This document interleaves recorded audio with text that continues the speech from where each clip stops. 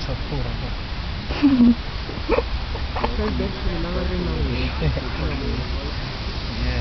La pace ragazzi, Germania, 30 gradi, mai stati meglio. Amini, con i suoi ricci pantani.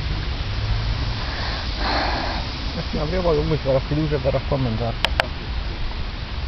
E io. E la papera, questa. Marco che tenta di darle nel cibo per cuocerla al forno stasera.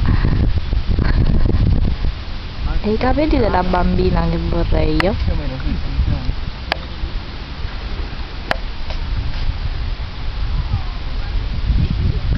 No, Marco non si fida di te.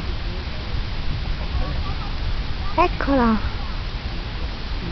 Poveraccia di merda che non sei altro.